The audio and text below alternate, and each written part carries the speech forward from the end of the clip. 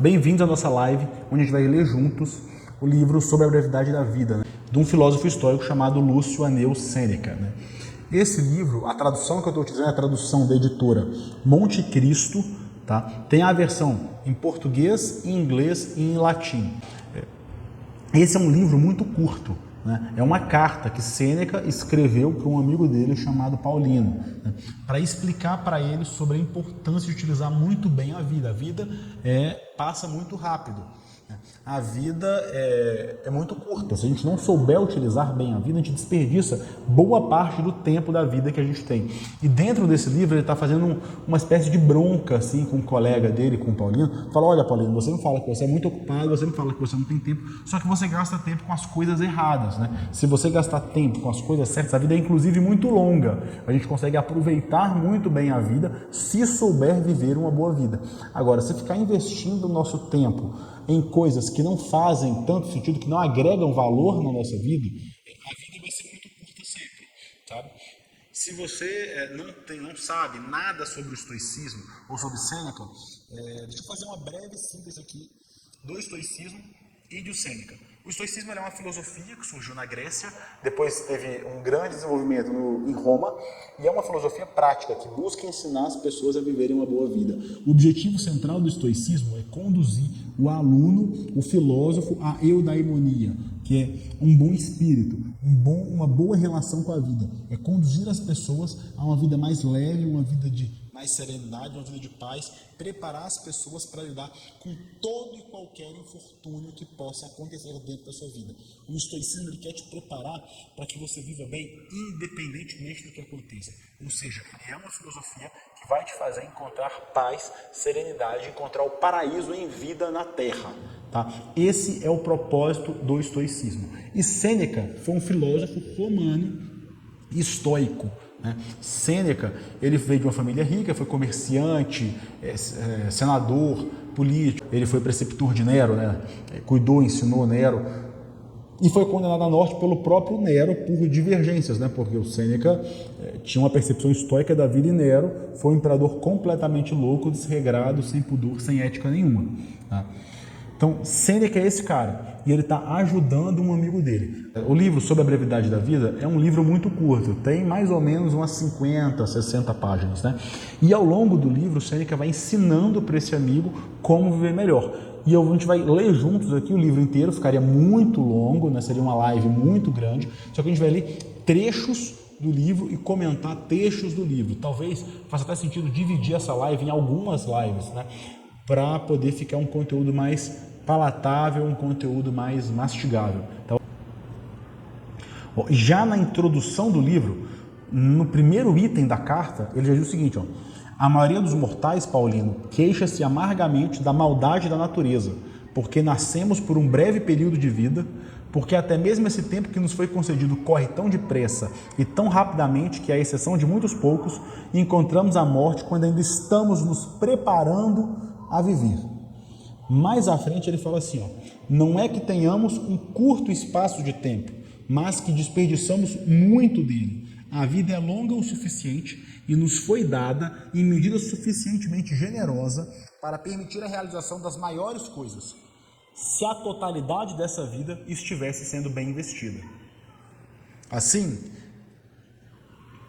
ou seja, olha o que ele está falando, cara. Logo no comecinho da carta, ele fala, cara, não é que a vida é curta, o grande problema é que a gente desperdiça muito do tempo que a gente tem fazendo coisas que não agregam valor na nossa vida. E quanto mais moderno vai ficando, mais a gente consegue ver isso. Né? As pessoas que passam horas e horas perdidas em prazeres temporários, a pessoa fica jogando videogame, fica na rede social, fica trabalhando, né? A pessoa trabalha 12, 15, 18 horas por dia.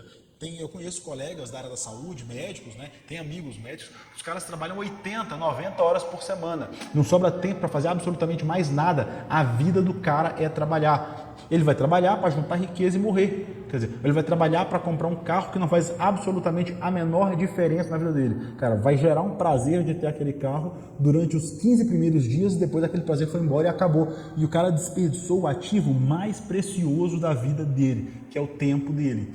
É uma loucura o que a gente faz com a nossa vida, com o tempo que a gente tem. Logo em seguida, a Sêneca diz, assim como a riqueza grandiosa é esbanjada no momento em que chega às mãos de um mau dono, outra riqueza aumenta, por mais limitada que seja, quando confiada a um bom guardião. Assim também nossa vida é ampliada longamente para aquele que sabe dela bem dispor. Ou seja, a pessoa que tem consciência de onde está investindo o tempo dela e usa esse tempo com sabedoria, ela consegue viver uma vida muito melhor, ela consegue viver uma boa vida e ela aplica e colhe bons frutos dessa vida, sabe? Isso é o mais importante, ela consegue colher bons frutos dessa vida. Sêneca continua.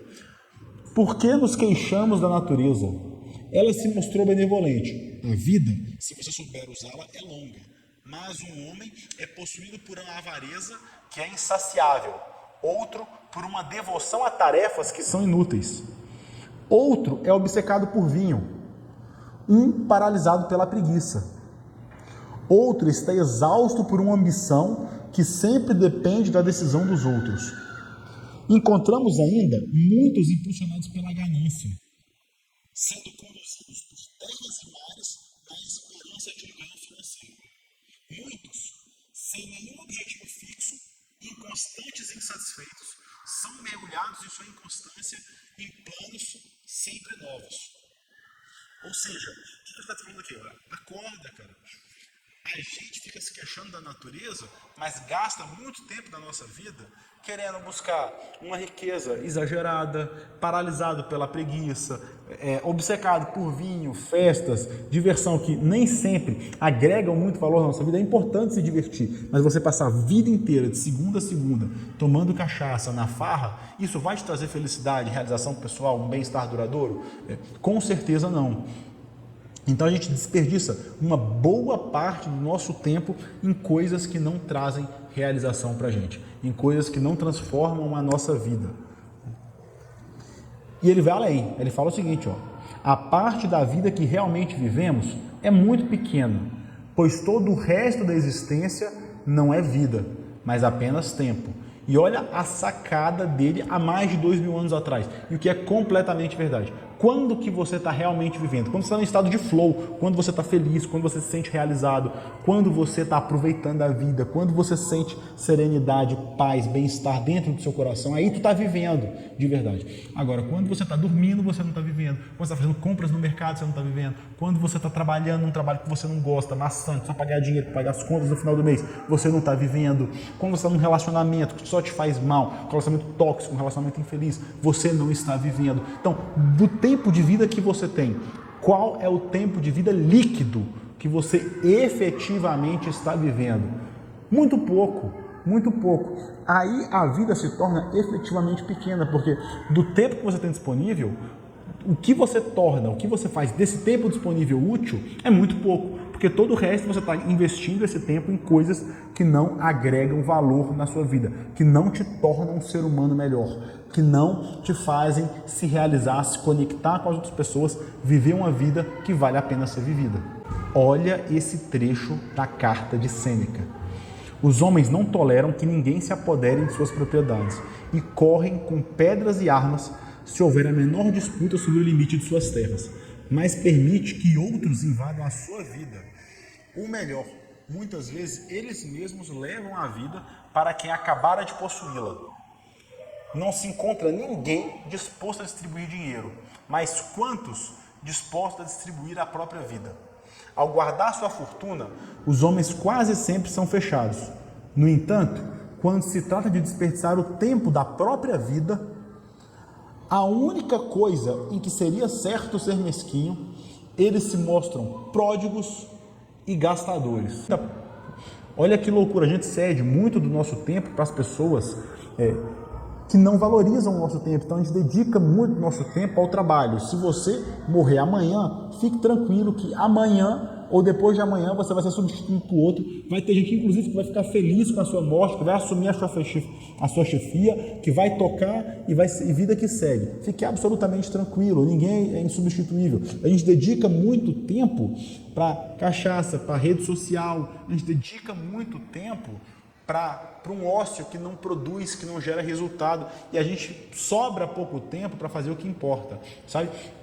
Inclusive em relação aos outros, as pessoas pedem para você uma parte, por exemplo, saiba, toda vez que você alocar o seu tempo à disposição de outra pessoa, seja para fazer um favor, seja para ajudar, pense se vale a pena, porque você está alocando um pedaço da sua vida, e a sua vida não é longa. Se você chegar aos 90 anos de idade com saúde, saudável, com consciência, maravilha, parabéns para você, você viveu muito, mas esses são apenas 90 anos de vida, né?